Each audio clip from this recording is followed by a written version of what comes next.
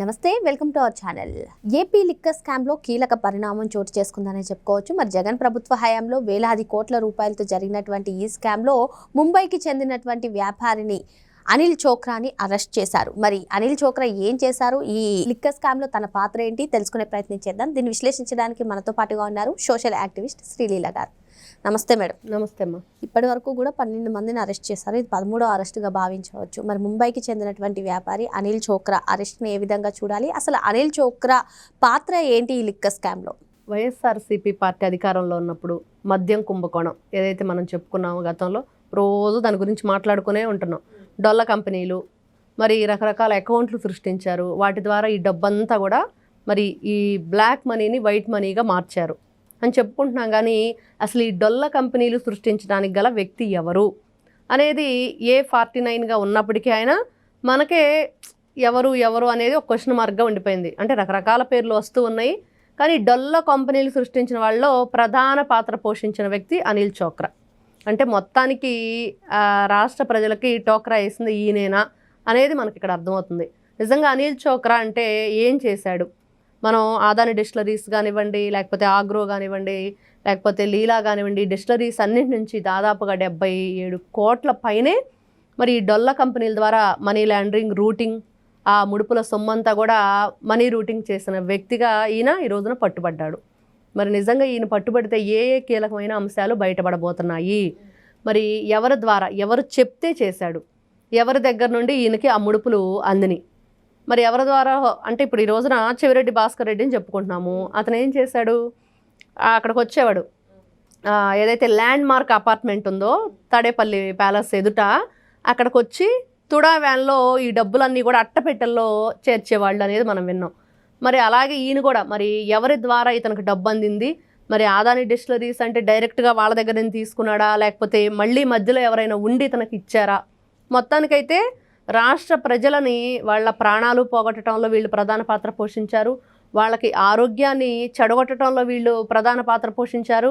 మొత్తానికి రాష్ట్రంలో ప్రజల జీవితాలతో ఆట ఆడారు వీళ్ళందరూ కలిసి అనేది చాలా బాధాకరమైన విషయం.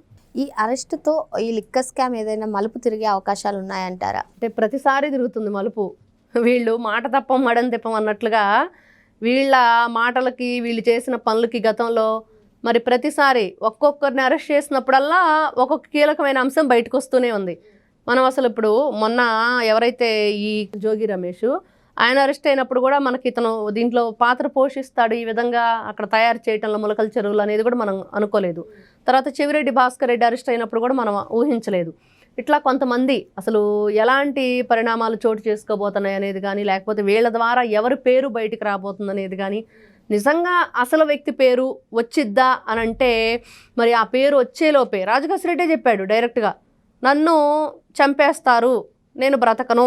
అసలు ఎవరైతే అంతిమ లబ్ధిదారుడు అనాలా, దోపిడీదారుడు అనాలా, గజ దొంగ అనాలా, దొంగల ముఠ అధ్యక్షుడు అనాలా, ఏమనాలా కూడా చెప్పని పరిస్థితి, చెప్పలేని పరిస్థితి. ఎందుకంటే ఘోరంగా భయంకరంగా వీళ్ళు చేసిన పని.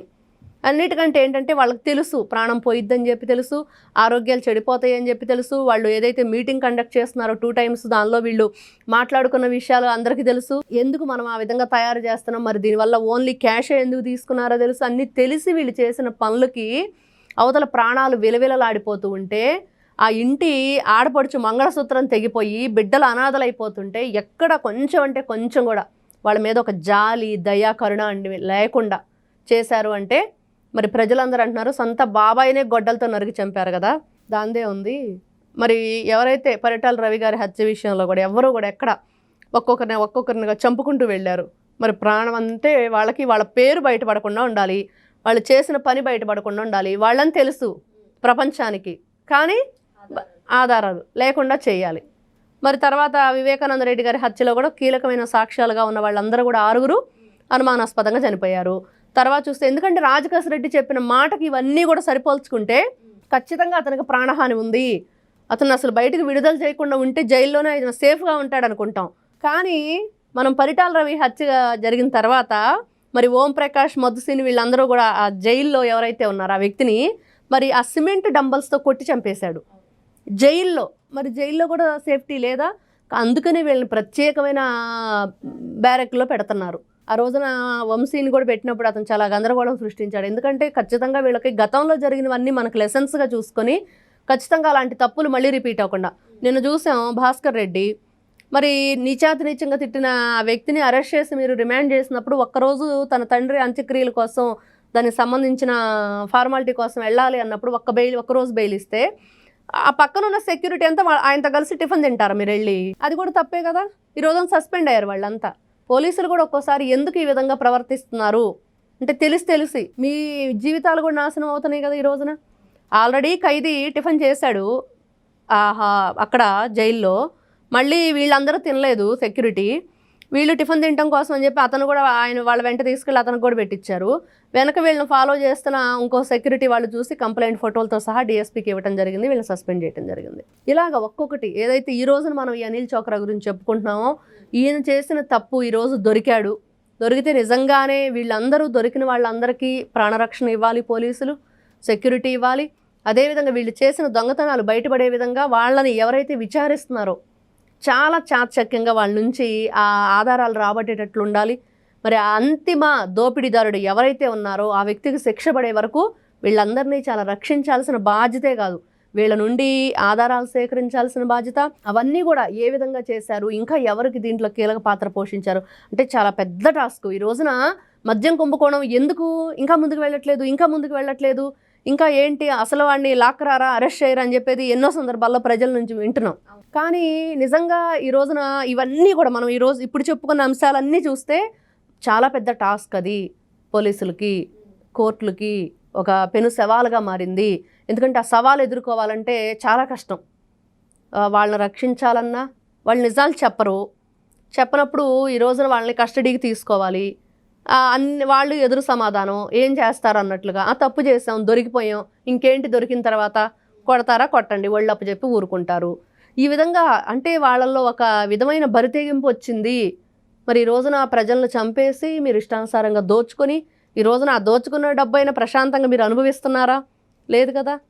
కాబట్టి నీతిగా నిజాయితీగా ప్రజాప్రతినిధులుగా ఉన్నప్పుడు ఆ ప్రజాప్రతినిధులుగా ఉన్న మీరు ప్రజలను ఏ విధంగా మనం మరి ప్రేమించాలి, వాళ్ళని ఆదరించాలి, అదేవిధంగా వాళ్ళని గౌరవించాలనేది మర్చిపోయి తప్పులు చేసినప్పుడు ఈ విధంగా ఎక్కడున్నా సరే ఖచ్చితంగా చట్టానికి కట్టుబడి మరి ఎవరైతే ఈ రక్షక భటులు ఉండారో వాళ్ళ ద్వారా మీరు శిక్ష అనుభవించినప్పుడు ప్రతి ఒక్కరికి ఒక లెసన్గా ఈ రోజున ప్రతి ఒక్కరు అవును దొరికితే ఏంటంట అన్నట్లుగా ఉన్నా మరి శిక్ష అయితే అనుభవిస్తున్నట్లే. ఇక్కడ వాళ్ళ ఫ్యామిలీకి ప్రాబ్లం, మనిషి అక్కడెక్కడో ఉండిపోయాడు, వీళ్ళు ఇన్ని ఆస్తులు కోట్లు సంపాదించి ప్రశాంతమైన జీవితం లేదు. మరి ఇన్ని విధాలుగా ఉన్నప్పుడు వీళ్ళు ఈ తప్పులు చేయటం ఎందుకంటే చేసే వాళ్ళకు ఒక లెసన్ లాగా ఉండాలి, మనం ఆ జీవిత పాఠాలను నేర్చుకోవాలి, ఒక గుణపాఠాన్ని మనం దాని నుంచి తీసుకోవాలి, ఒక మోరల్ది. నిజంగా చాలా చాలా చాలా భయంకరమైన విషయం ఏంటంటే ప్రాణాలు కోల్పోవటం ఆంధ్ర రాష్ట్ర ప్రజలు ఈ రోజుకి కూడా అభాగ్యులుగా బెడ్ రిడన్లో ఉండి ఎంత ఘోరమైన ఈ రోజున డబ్బులు కొట్టేశారు అనేదే అనుకుంటున్నాం, కానీ వాళ్ళ జీవితాలను కూడా వీళ్ళు కొల్లగొట్టారు అనేది అంతకంటే దారుణమైన విషయం. అంటే నిర్దాక్షిణంగా వాళ్ళ ప్రాణాలు తీసేస్తున్నారు. ఈ రోజున పరకామణి విషయంలో సతీష్ కుమార్ ఆయన కూడా చాలా దారుణంగా చంపేసి రైలు పట్టాల కింద. ఈ విధంగా చెప్పుకుంటూ వెళ్తే వీళ్ళ ఎలాంటి వ్యక్తులకి శిక్ష చాలా కఠినంగా ఉండాలి అనేది ఈ రోజుల్లో ప్రజల నుంచి వస్తున్న వాయిస్. మరో అంశంతో మళ్ళీ కలుద్దాం. Thank you madam. నమస్తే అమ్మా.